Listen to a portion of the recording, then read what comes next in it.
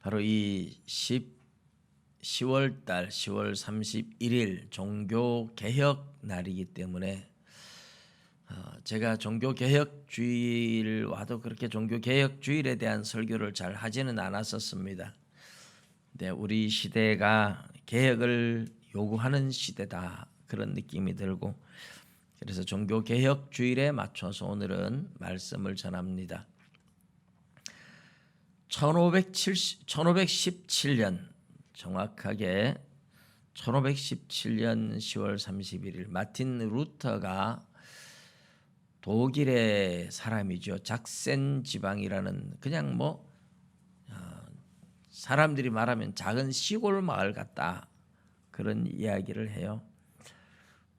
우리나라로 말하면 이렇게 대도시가 아니고 그냥 저 군위 정도 아니면 선산 정도 성주 정도보다도 더 작은 그 당시 인구가 한 2,000명 정도 되는 시골에 있는 이제 큰 면소재지 정도 되는 그런 곳입니다.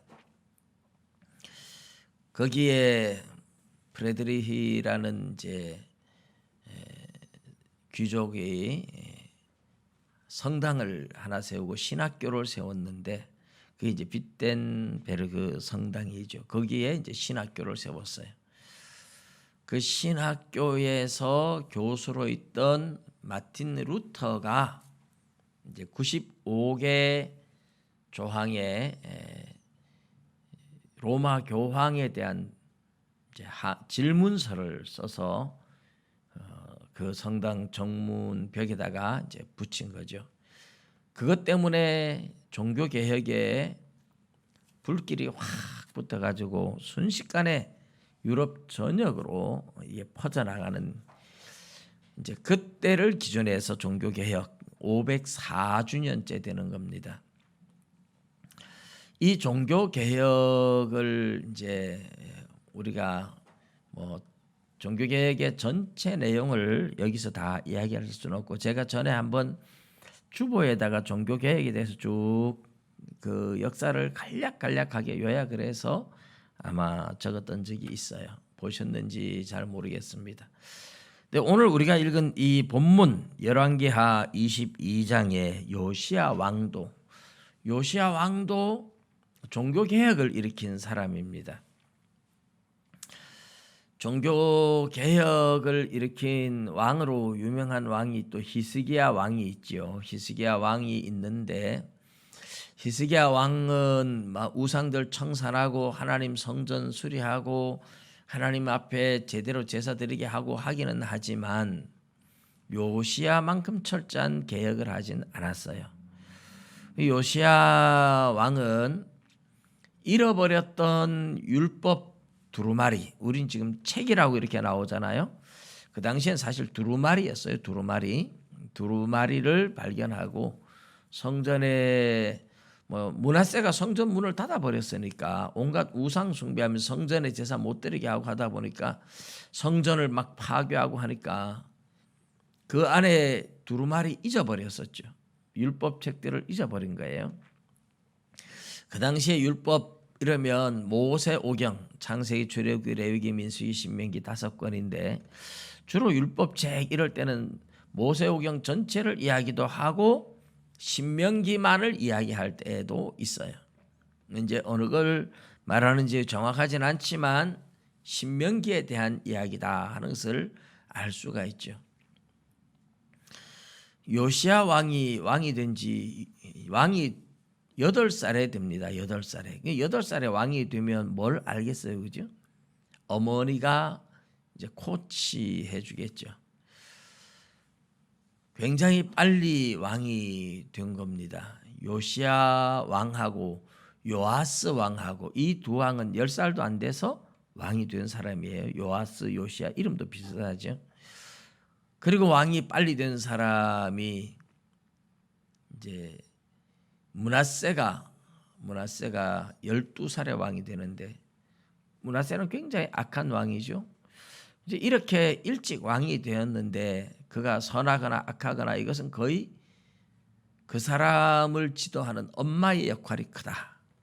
요아스 왕은 여호야다 대제사장과 그의 아내의 역할이 크죠. 부모는 죽었으니까. 이제 엄마의 역할들이 사실은 구약의 열왕기 상하를 보면 굉장히 중요하게 나와요. 요시야 왕은 근데 엄마의 이름은 나와 있지만 정확하게 어떤 사람인지 알 수 없지만 요시야 왕의 아버지 아몬도 아주 악한 왕이었어요.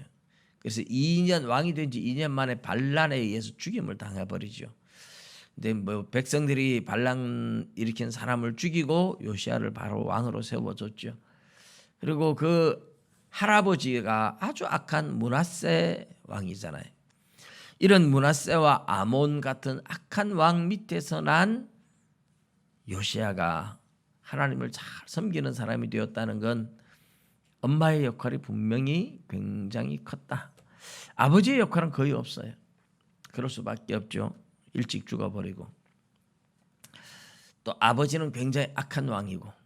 그래서 어머니의 이름이 잘 나옵니다. 그의 어머니의 이름은 여디다 보스가 아디아의 딸이더라. 이렇게 어디에 사는 누구의 딸 이런 식으로 열왕기 상하에는 잘 나옵니다. 여디다 여디디야 뭐 솔로몬을 보고도 하나님이 여디디야 이래가지고 하나님이 사랑하는 자다 이런 이름을 주셨던 적이 있죠. 오늘 이제 이 요시야가 8살이 왕이 되어서 어릴 때 아무것도 모르니까 뭐 그냥 자라는데 왕이라는 자리에만 있었죠. 그러다가 왕이 된 지 18년째 그러면 이제 26이나 27살 정도 되었을 때 성전 청소를 왕으로서 이제 청년이 됐죠. 26 정도 되니까. 그래서 성전을 청소해라, 수리해라 그렇게 명령을 내렸는데 성전을 청소하고 수리하다가 바로 이 율법책을 발견해서 서기관이 대제사장 hil기야가 발견했고 그것을 서기관에게 주었고 서기관은 이 성경을 늘 붓으로 이제 필사하는 옮겨 적는 사람들이에요. 서기관들은 율법책이 옛날에는 인쇄가 안 되니까 계속 옮겨 적습니다. 그게 직업이에요. 계속 옮겨 적어서 두루마리를 자꾸 만들어 놓는 거죠. 이제 뭐 종이가 옛날에 파피루스나 양피지 같은 건 오래 또 못 갈 수도 있으니까 막 계속 옮겨 적고 그리고 적는 것만 아니라 그 율법을 또 연구도 하고 가르치기도 하고 이게 이제 서기관들이었습니다. 서기관 사반이 그것을 읽어보고 요시야 왕에게 또 주고 그리고 왕 앞에서 이 말씀을 읽을 때 요시야 왕이 말씀을 들으면서 깜짝 놀라죠. 하나님의 말씀에 죄를 지으면 이런 벌을 내리겠다 했는데 우리가 너무 죄를 많이 지었다는 거죠. 그래서 요시야 왕이 그 말씀을 들을 때 막 옷을 쫙 찢습니다. 그리고 개혁의 깃발을 높이 듭니다. 요시야 왕이 이렇게 이제 개혁을 시작해요. 오늘 우리가 종교 개혁 주일에 구약의 요시야 왕이 개혁을 하게 된 중요한 단초는 첫 번째가 뭡니까? 성전을 청소했다. 성전 청소 안 하면 말씀 받을 수 있겠습니까? 황폐하게 된 성전을 다시 수리하고 청소하고 있잖아요. 굉장히 중요한 거죠. 그리고 성전을 청소하다가 발견한 하나님의 말씀을 듣다가 옷을 찢으면서 개혁이 일어나고 있다. 결국은 종교개혁 때도 보면요. 말씀으로 돌아가요. 말씀으로. 그래서 요시야의 개혁도 히스기야는 그렇지 않아요. 말씀을 보면서 이렇게 개혁이 일어난 게 아니에요. 진정한 종교개혁은 그래서 말씀으로 돌아가는 운동이었다. 원래의 말씀으로 돌아가는 운동이었다. 요시야 왕이 그랬고 이제 중세 시대에서 종교개혁이 일어날 때도 똑같았어요. 그래서 우리 중세 시대 종교 개혁에 대한 이야기를 조금 제가 들려드리고 요시야 왕의 개혁에 대해서 다시 이야기하면서 마무리를 할게요. 중세 시대를 이제 초대 교회 시대를 1년 예수님 이제 탄생했을 때부터 사실 뭐 역사는 시작되지만 엄밀하게 말하면 초대 교회 뭐 한 100년 AD 100년부터 이렇게 이제 치기도 해요. 그렇지만 어쨌든 예수님 탄생부터 590년까지를 이제 초대교회라 이렇게 불러요. 초대교회. 초대교회에서 중세교회로 넘어갈 때 교황이 그레고리우스 1세라고 부르는데 이 사람은 원래 굉장히 부자고 굉장히 귀족이고 온갖 학문을 다 배우고 했던 사람입니다. 나중에 수도사로 가서 있고 나이가 많아서 이제 사람들이 추대해서 교황이 되는데요. 원래는 이 교황이라는 말 자체를 안 썼어요. 교황이라는 말이 없었죠. 그런데 로마 교회가 보니까 세상의 임금님을 황제라고 부르잖아요. 그 당시에는 군주 시대니까 세상의 왕을 황제라고 부르니까 교회의 지도자도 황제라는 칭호를 써야 된다. 그래서 교회의 황제라는 의미로 교황 이런 말을 썼어요. 로마 교회가. 그러니까 너도 나도 교황이라는 이름을 막 써요. 그래서 옛날에 교황이 처음에는 많았어요. 이제 5세기, 6세기 이때 이제 막 교황 칭호를 쓰기 시작했어요. 사실 어거스틴이 교부로 있을 때까지만 해도 그런 말을 쓰지 않았어요. 그냥 감독이라는 칭호를 썼어요. 근데 어거스틴이 죽고 난 이후부터 교회들이 수도원 제도가 막 생기기 시작하고 교황이라는 이름을 쓰고 이러면서 교회의 황제가 왜 이래 많나? 세상에는 황제가 하나밖인데 이래서 이제 로마의 황제가 다니는 교회의 감독이 교황이라는 말을 써야 된다. 이래서 로마 교회가 오늘날까지 교황이라는 말을 쥐고 있는 거죠. 이렇게 이제 교회의 감독이 교황이라는 이름을 쓰면서 굉장히 절대적인 권력처럼 이제 거기서부터 서서히 부패가 시작된다. 이렇게 보면 돼요. 그래도 어쨌든 그레고리우스 1세는 굉장히 유럽 선교를 처음으로 시작한 사람이에요. 유럽 선교. 영국 선교하고 그러면서 초대교회에서 중세교회로 막 넘어갈 때에 그레고리우스 1세가 굉장히 선교를 많이 했어요. 근데 이 중세교회가 이제 그때부터 타락하는 거죠.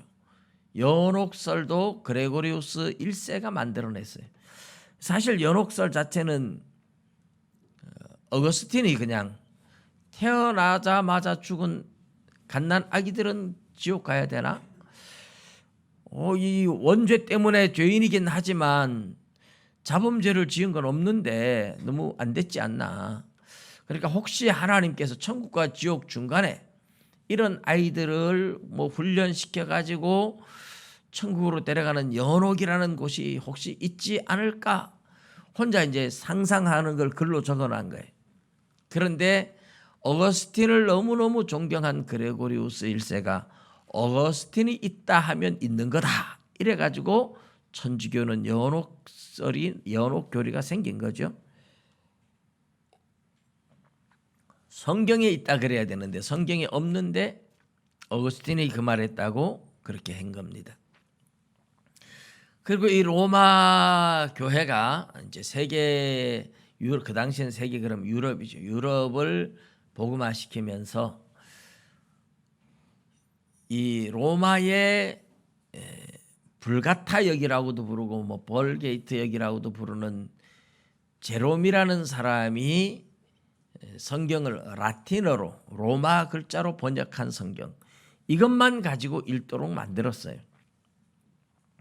그리고 그 나라 언어가 있는데도 교회가 지배를 하면서 언어도 라틴어를 쓰도록 만들었어요. 나중에 결국 교황권이 축소되면서 라틴어는 그냥 성경 연구하는 데만 쓰고 자기 나라 언어들을 다시 쓰기는 합니다만은 한때는 교황이 로마 교회가 유럽 전역을 지배하는 강력한 권세를 가졌죠. 그런데 결국은 우리 세상 말로도 그런 얘기 있죠. 절대 권력은 절대 부패한다. 이런 말이 있어요. 너무 권력이 막강하다 보니까 교황 자리를 놓고 암투가 벌어지기 시작합니다. 590년까지는 초대교회, 590년에서 1517년 종교개혁이 일어날 때까지를 그래서 중세교회라고 중세시대라 부르는데 이 중세시대가 이제 암흑시대라, 다크 에이지 이런 말을 써요. 암흑시대. 너무너무 부패하기 시작하는 겁니다. 절대 권력을 가지니까 부패를 하는 거죠. 그래서 교황 자리, 교황은 원래 결혼 안 하도록 그렇게 법을 자기들이 제정했잖아요. 그런데 교황들마다 첩을 2명, 3명씩 안 둔 사람이 잘 없을 정도로 첩을 두고 이 교황과 신부, 사제 이런 직을 돈을 주고 이제 다 사고 팔고 이게 이제 성직 매매라 그러죠. 성직 매매. 이게 아주 공공연하게 이루어졌습니다. 그리고 수도원에 사람들이 자기 전 재산을 팔아가지고 수도원으로 들어오고 하면서 수도원도 부자가 됐어요. 그래서 수도원이 학문 연구에 깊이 몰두하고 기도 생활에 경건 생활에 몰두했던 수도원이 너무 부유해지니까 타락해 버리는 거예요. 그리고 권력자들, 이 고위 권력자들이 첩을 통해서 낳은 자식을 자기가 데리고 정상적으로 이렇게 할 수 없으니까 그런 수도원 원장 자리 같은 것을 이렇게 돈으로 사서 주고 그러면서 너무 부패했죠. 이렇게 부패할 때 이제 유럽에서는 여기에 대한 어쨌든 사람이 양심이 있잖아요. 근데 성경을 모르니까 그냥 교회의 전통적인 권위에 그냥 복종했죠. 그런데 교회가 너무 부패하니까 이건 아니야 하면서 다 사람들이 양심적으로 뭔가 이거는 잘못됐다, 이건 아니다 하는 마음들을 가졌어요. 근데 유럽의 14세기에서 16세기, 14세기에서 16세기 말하자면 1301년부터 시작해서 1599년까지 이렇게 말하면 이제 13세기에서 14세기, 16세기라고 부르죠. 근데 14세기에서 16세기 요 때에 일어난 운동이 이제 르네상스 운동이라는 거예요. 르네상스 운동. 그리고 18세기에 가면 이제 계몽주의 시대가 오고 우리가 이제 유럽의 역사들을 공부할 때는 세계사를 공부할 때는 르네상스 계몽주의 이런 얘기를 꼭 하죠. 근데 이 계몽주의는 이제 인간 이성이 모든 것을 판단하는 기준이 된다는 얘기고 이 계몽주의와 유럽의 합리주의, 칸트의 사상 이런 것들이 합쳐져서 성경의 기적 사건들은 합리적으로 말이 안 된다. 인간의 이성으로 이해할 수 없다. 이래서 성경을 부정하며 기적을 부정하면서 전부 다 신화라고 말하면서 오늘날 자유주의 신학자들이 전부 다 계몽주의 때문에 확 일어났었습니다. 그런데 이 르네상스 운동은 르네상스라는 말은 이제 우리나라 말로 번역하면 재생이라는 뜻이에요. 재생. 다시 회복하는 것, 재생. 이게 이제 사실은 어떻게 보면 이제 개혁이라는 말. 개혁이라는 말은 뭘 뜯어 고친다 이런 게 아니고 원래로 돌아간다는 뜻이에요. 하나님의 말씀대로 너무 곁길로 갔는데 다시 말씀으로 돌아온다. 이걸 리폼드 처치, 개혁교회라고 불러요. 이 르네상스 운동과 더불어서 유럽에는 그때 이제 종이도 발명이 되고 인쇄술도 발명이 되고 뭐 코페르니쿠스의 지동설, 천동설 이런 것들이 이제 지동설로 바뀌고 굉장히 과학적으로도 천체 물리학도 막 굉장히 이제 막 발전하기 시작해요. 사람들이 깨어나기 시작하는 거죠. 그런데 이 르네상스 운동에서 가장 특징적인 뭐냐 하면 특징적인 것을 고전주의라고 불러요. 고전주의, 인문학, 인문주의 이런 말을 하죠. 인문주의라는 말은 이제 인본주의 이렇게 말을 하는데 인본주의가 나쁜 의미의 인본주의, 인간이 자기 마음대로 한다 이런 인본주의가 아니고 고전의 원래 고전을 연구하면서 고전으로 돌아가고자 하는 그런 이제 사람들을 인문주의자다 이렇게 불렀어요. 그러니까 고전 문학을 다시 부활시킨다는 재생시킨다는 말이 너무나 그 시대에 타락하고 하니까 특별히 제롬이 번역한 성경이 너무 번역이 조잡하고 엉터리가 많았어요. 쉽게 말하면 믿음, 소망, 사랑 이 세 가지는 항상 있을 것인데 그 중에 제일은 사랑이다. 이걸 제롬이 번역할 때 믿음, 소망, 자비 이렇게 번역을 했어요. 자비, 자선. 그래서 이제 구제를 많이 하고 자선을 많이 베풀면 천국 간다. 그렇게 이제 번역이 돼 있어요. 이제 우리가 보지 않고 우리가 인정하지 않는 성경을 외경, 위경 이런 게 있는데 천주교에서 인정하는 외경들 그 외경 중에 보면 토비트라는 외경이 있어요. 그 토비트 아버지가 토비하고 토비트 뭐 사실 글자는 같은데 어미 변화만 서로 다른데 그 토비트의 중심 사상도 보면 구제예요. 구제. 아버지가 구제를 많이 하고 선을 많이 베풀어서 하나님 앞에 복을 받는다. 그런 이제 중심 사상을 가지고 있어요. 그래서 이런 이제 잘못된 성경을 너무 많이 보다 보니까 인문학자들이 히브리어, 헬라어, 옛날에 고전이라고 사람들이 잘 안 보던 것을 이제 열심히 연구해서 히브리어를 연구하고 헬라어를 연구해가지고 그것을 이제 다시 번역하면서 보니까 달라도 너무 다른 거예요. 그렇게 고전 문학을 다시 부활시키는 겁니다. 고전 문학을 다시 부활시키고 재생시킨다. 그런 의미에서 고전주의라고도 불렀고 인문주의자들의 왕자라고 불리우는 사람이 이제 에라스무스인데 에라스무스라는 사람이 굉장히 중요한 역할을 많이 합니다. 이 인문주의자들이 고전 문학을 연구하면서 또 이게 뭐 문학만이 아니라 음악도 그때 굉장히 발전하죠. 레오나르도 다빈치라든지 미켈란젤로라든지 전부 다 그 시대 사람들입니다. 음악, 미술 뭐 여러 가지 분야에서 이제 발전을 이룩하면서 고전 문학을 발전시킨다. 다시 재생시킨다. 이래서 헬라어 원전에서 성경을 번역하고 히브리어 원전에서 성경을 번역하고 이제 그렇게 했습니다.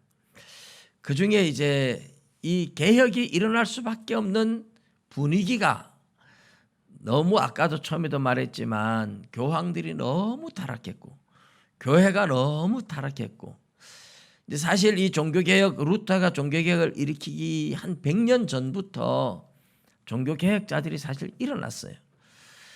영국에는 존 위클립이라는 사람이 영어로 이제 라틴어 성경을 영어로 처음으로 번역을 했어요. 근데 나중에 이 위클립을 정죄하고 영어 성경을 불태우고 위클립은 죽었는데 무덤까지 파헤쳐 가지고 뼈를 불태워서 화형을 시키는 이게 교황청에서 한 일이에요. 뭐 여러 곳에서 있었지만 특별히 체코 프라하에서는 잔 후스라는 사람이 개혁을 외쳤는데 이런 사람들을 개혁전 개혁자들이라 이렇게 부르는데 이 잔 후스는 교황청에서 토론해보자. 네가 맞나 내가 맞나 토론해보자 이렇게 불렀어요. 그래서 후스는 찜찜했지만 토론을 하기 위해서 갔어요. 근데 가는데 중간에 기다리고 딱 있다가 체포해가지고 재판도 없고 변명할 기회도 안 주고 화형을 시켰습니다. 그렇게 화형을 시켰을 때 이 후스가 죽기 전에 한 말이, 지금은 나를 이렇게 쉽게 화형시키지만 100년쯤 지나면 개혁의 바람은 큰 새처럼, 거대한 새처럼 하늘을 덮을 거다고. 근데 정확하게 100년 후에 마틴 루터가 일어나서 종교개혁을 딱 했어요. 그러니까 1417년, 존 후스가 죽을 때가 1417년인데 1517년 마틴 루터가 이제 개혁을 딱 하죠. 이 개혁을 하기 전에 이런 개혁자들도 이미 교황청이 잘못됐다고 계속 이야기를 했었고, 이런 분위기가 개혁을 일으킬 수밖에 없는 분위기를 만들어가고 있었죠. 그런데 인문주의자들이 여기저기 각 나라마다 고전을 연구하면서 그런 사람들이 많았어요. 근데 이런 사람들이 자기들끼리 편지를 주고받았어요. 편지를 주고받으면서 시대를 개탄하고 교황청의 타락을 개탄하고 어떻게 변해야 된다, 이런 이야기를 주로 쭉 주고받는데, 그 사람들이 에라스무스의 생각과 사상, 뛰어난 학문, 이런 데 전부 다 반해버리는 거예요. 그래서 에라스무스는 교황청도 아주 존경했고 황제들도 에라스무스의 얼굴을 한번 보고 싶어 할 정도로 아주 유명한 인문주의자의 대표, 황태자라고 불릴 정도로 인문주의자의 왕자 또는 황태자, 이렇게 불렀습니다. 그런데 이 인문주의자 에라스무스가 번역한 성경 중에 일부를 이제 마틴 루터가 보면서, 라틴어로 번역한 제롬의 번역본 불가타는 너무나 엉망이다는 걸 그때 이제 알죠. 그때 알면서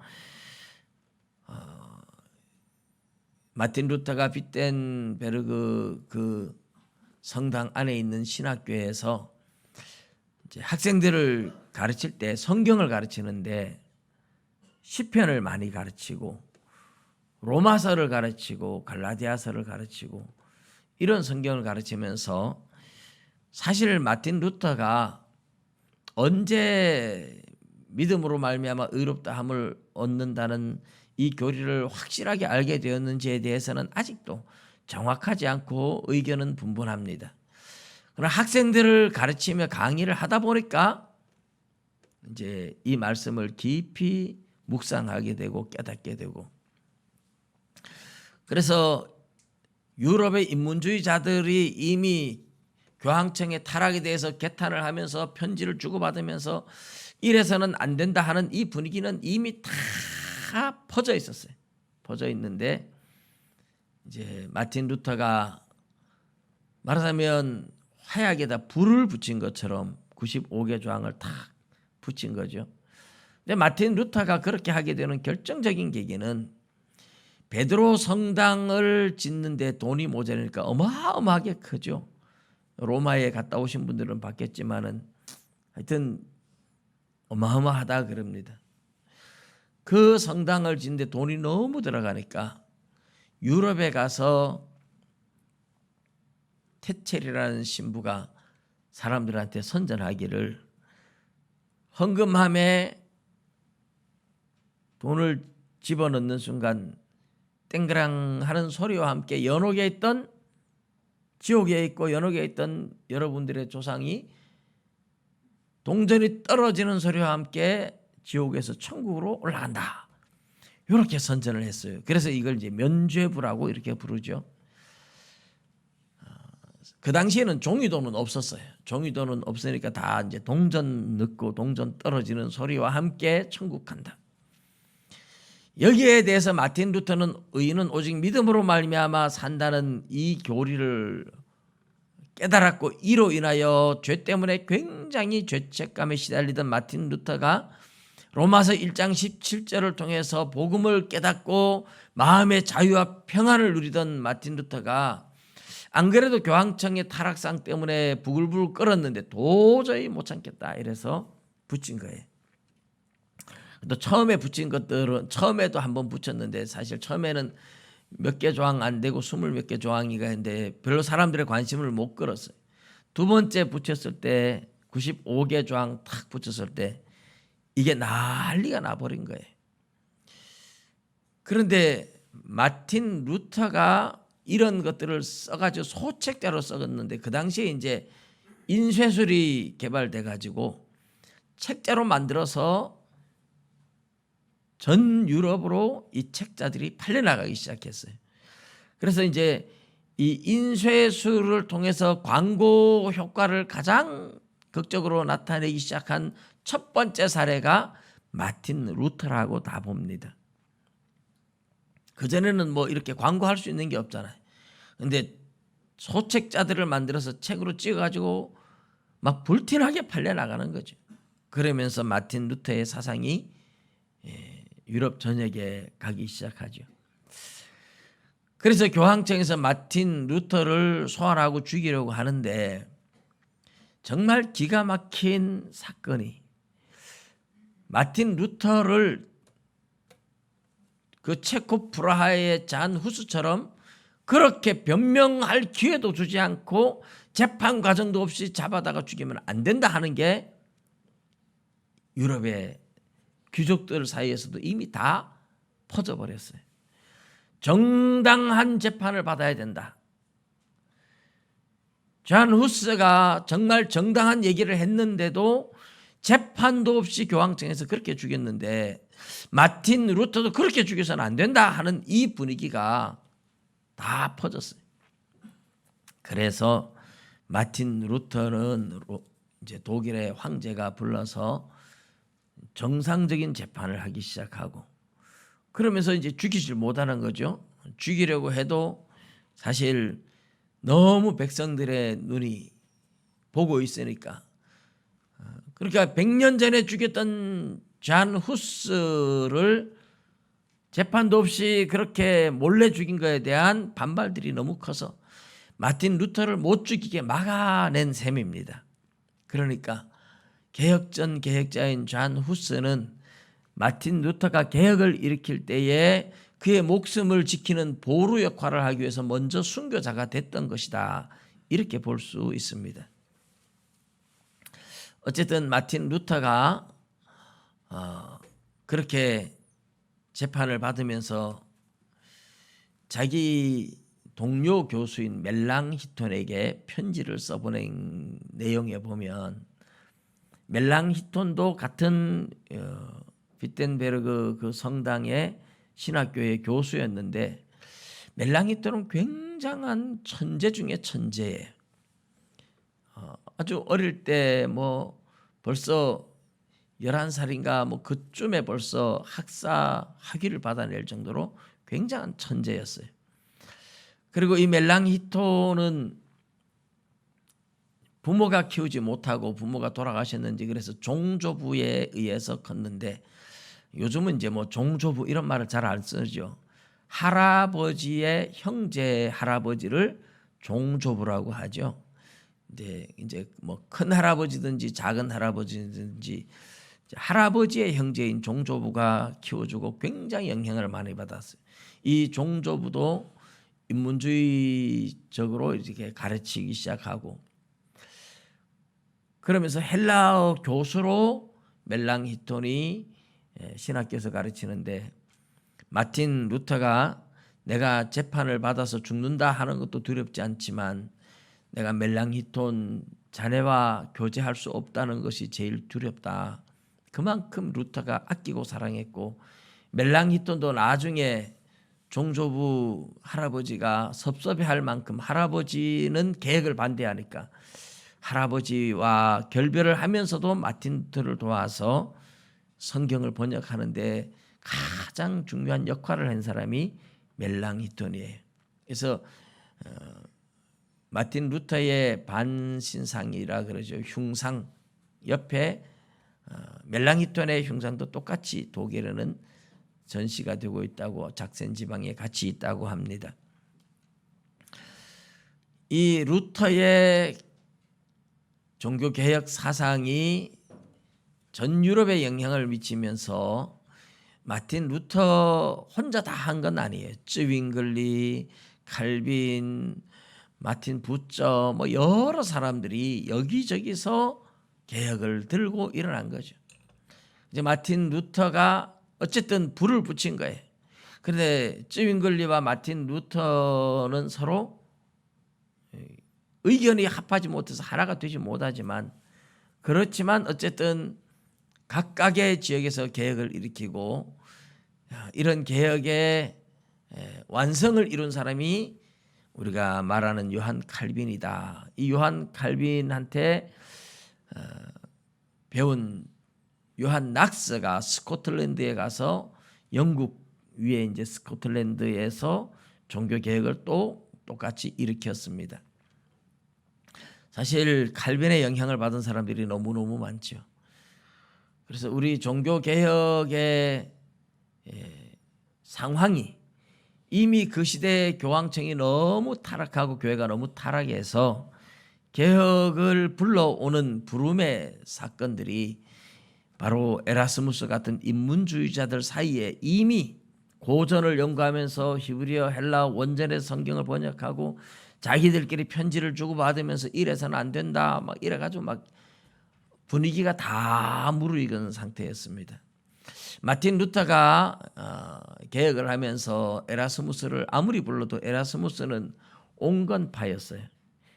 내부에서 스스로 뜯어 고치는 개혁을 원하는데 마틴 루터가 과격하게 나가니까 따라가질 않았어요. 근데 교황청에서도 에라스무스를 또 마틴 루터 안 따라가니까 우리 편 대달라고 해도 네 편도 아니고 내 편도 아니고, 나는 교황청도 찬성할 수 없고 루터도 찬성할 수 없다. 그래서 양쪽에서 이제 내 편이 안 된다고 또 미움을 한동안 받긴 했습니다만은 세월이 흐른 후에 에라스무스의 탁월함에 대해서는 사람들이 인정을 하기 시작합니다. 중요한 것은 마틴 루터가 하나님의 말씀을 깨닫고 하나님의 말씀을 바르게 번역된 성경을 보고 자기도 또 바르게 번역을 하고 그러면서 말씀을 통해서 제대로 깨달으면서 개혁은 시작되었다. 그리고 개혁이 일어날 수밖에 없는 너무나 타락한 세상이었다. 이게 종교개혁의 가장 중요한 원동력이죠. 르네상스 운동이 마틴 루터로 하여금 말씀으로 돌아갈 수 있는 길을 제시했다. 이렇게 볼 수 있습니다. 이것과 아주 흡사하지 않습니까? 요시야가 개혁할 때 청소하다가 성전을 청소하다가 말씀을 발견하고 말씀을 읽고 듣고 깨달으면서 개혁이 일어났다. 이게 이제 요시야의 개혁입니다. 오늘 우리 시대를 보면 개혁이 필요하다 이 말을 너무너무 많이 합니다. 왜 개혁이 필요하다는 소리를 할까요? 교회에 오늘날은 교황은 없지만 총회장 이런 사람들이 그 총회장 한번 하기 위해서 선거운동 하는데 최하 6억 원 들어간다 이래요. 여러분 목사가 무슨 돈이 있어서 6억을 내놓겠습니까마는 대형 교회들은 10만 명이 되는 성도가 있다 그러면 하나 앞에 10,000원씩만 내면 10억이 되는 거죠. 그러니까 대형 교회들은 돈 10억 6억 이거는 돈같이 여기지 않는, 그러나 그런 교회 속에서도 가난한 사람들이 너무너무 많고 아직까지 이 땅에 어려움을 당하는 사람들이 너무 많죠. 교회가 진짜 해야 할 일들이 하나님께 영광을 돌리고 그런 돈들을 가지고 어려운 이웃들을 조건 없이 사랑해주고 도와주고 했더라면 이거는 정말 교회가 세상의 빛과 소금의 역할을 제대로 했을 텐데, 교회를 보니까 세상 사람들이 볼 때에 너무 사치하고 너무 화려하고 마치 대형교회 목사가 되면 목사가 대통령처럼 호의를 받고 대기업 사장보다 더 잘 나간다 이거죠. 그러니까 세상이 교회를 비난하기 시작하는 겁니다. 오늘 우리 시대도 이만하면 개혁이 절대적으로 필요하다 이런 이야기를 할 수밖에 없는데, 사실 우리 자신들 한 사람 한 사람도 내 신앙을 첫사랑을 잃어버리면 우리 자신을 개혁해야 됩니다. 우리 자신을 개혁하는 길이 뭐냐? 교회를 개혁한다는 것은 우리가 할 수 있는 일이 아무것도 없어요, 사실. 우리가 가서 노회 총회에 가서 무슨 힘이 있겠습니까? 그러나 우리 한 사람 한 사람, 나 한 사람 한 사람을 개혁하다 보면, 나 한 사람 한 사람이 개혁되면 그 개혁의 힘이 그래도 거기에 성령의 불이 떨어지고 하면 그 불길이 번져나갈 수 있어요. 그래서 개혁은 나부터 하는 거지 어디 다른 데 가서 하려고 하는 건 아닙니다. 우리는 나 자신을 돌아보고 개혁하고. 근데 우리가 요시야 왕의 개혁을 보면 첫 번째 성전을 청소했다. 이 굉장히 중요한 것 같아요. 성전을 청소하다가 율법책을 발견했다. 우리 자신들을 개혁한다는 것은 뭡니까? 하나님 앞에 우리 자신들의 삶을 철저하게 회개해야 된다. 이런 의미가 되겠죠. 우리 자신을 청소한다는 말이 회개를 말하겠죠. 세상에서 선한 착한 행실로 빛이 돼야 되는데 세상에서 빛이 되지 못하고 세상 사람들한테 욕을 얻어먹는다면 우리 자신들은 많이 회개해야 되지 않겠습니까? 세상에서만이 아니라 우리 스스로 생각해도 내가 하나님의 말씀을 사랑하고 기도하고 하나님과의 관계가 좋아야 되는데 세상의 재미에 빠져서 살아간다면 역시 많이 회개해야 되겠죠. 우리의 마음이 정결한지, 우리 마음이 깨끗한지를 이제 돌아보는 겁니다. 그래서 우리 하나님 앞에 우리가 마음을 청소한다는 마음으로 울며 회개하며 그렇게 나가면 우리 안에 하나님이 우리가 죄를 회개할 때 뭔가 우리의 눈을 열어주실 거예요. 우리의 눈을 열어주면 내가 알던 말씀도 가려져서 보지 못하다가 어느 순간에 말씀을 통해서 양심의 가책을 받고 깨닫고 말씀에서 내가 너무 멀어졌구나. 말씀으로 돌아가야 되는구나. 이런 감각이 오는 거죠. 그래서 말씀으로 돌아가는 그 자체가 이제 개혁입니다. 개혁. 옛날에는 많이 부르짖고 기도했는데 요즘은 너무 안 부르짖고 기도를 너무 조용조용히 하는 것 같아서 제가 한 이틀 전에 부르짖고 기도를 한번 해봤어요. 목이 너무 약해져 있는 것 같아요. 그래서 주여 부르짖고 몇 번 기도했다고 목소리가 잘 안 나오고 막 오늘 아침에도 갑자기 내 목소리가 왜 이렇게 쉰 목소리가 됐어. 근데 이 워낙 목을 이렇게 막 부르짖는데 안 쓰니까 조금만 부르짖어도 목소리가 이상해지는 느낌이 듭니다. 오늘 우리 자신들을 다시 돌아보고 개혁하고 하나님의 말씀으로 돌아가고 첫사랑을 회복하고 이것이 오늘 우리가 종교개혁을 생각하면서 우리가 해야 할 일들입니다. 세상에 타락된 세상의 정권을 향해서 손가락질하고 세상의 타락한 정치 지도자들을 향해서 비난할 게 아니라 우리 자신들부터 개혁을 하고 우리 자신들부터 회개하고 우리 자신들부터 하나님 앞에 바로 서야 되지 않는가. 옛날에 요한계시록 2장에 보면 첫사랑 잃어버렸다고 하면서 어디서 떨어진 것을 기억하고 처음 행위를 가지라 이렇게 말해요. 첫사랑 회복하라 이렇게 말 안 해요. 첫사랑 회복하라고 첫사랑 회복이 안 돼요. 그런데 처음 행위를 가지라 이렇게 말해요. 처음 행위를 가지면 행동이 감정을 불러오고 첫사랑을 회복할 수 있다는 뜻입니다. 처음 행위를 가만히 생각해 보면 밤마다 철야기도 하던 때 철야기도 안 하고 매일 하나님 앞에 성경 읽는데 성경 안 읽고 매일 전도했는데 전도 안 하고 이런 일들이 이제 되는 거죠. 처음에는 교회에 봉사한다고 와서 막 이것저것 나도 막 살피고 봉사하고 했는데 이제는 관심이 멀어지고 이러면 우리가 처음 행위를 다 잃어버렸다는 그 자체가 첫사랑을 잃어버렸다는 뜻입니다. 다시 한번 우리의 처음 행위, 은혜를 받고 처음에 교회에 대한 어떤 희망과 기대감으로 가득 차서 내가 뭔가 봉사할 수 있는 게 없는가, 내가 뭔가 도와줄 게 없는가 막 헌신하고 봉사하고 했던 그때를 한번 생각해 보십시오. 이제는 그런 마음들이 우리에게서 너무 사라져 있다면 처음 행위부터 회복하는 것이 가장 중요한 겁니다. 그것이 우리가 첫사랑을 회복할 수 있는 길이에요.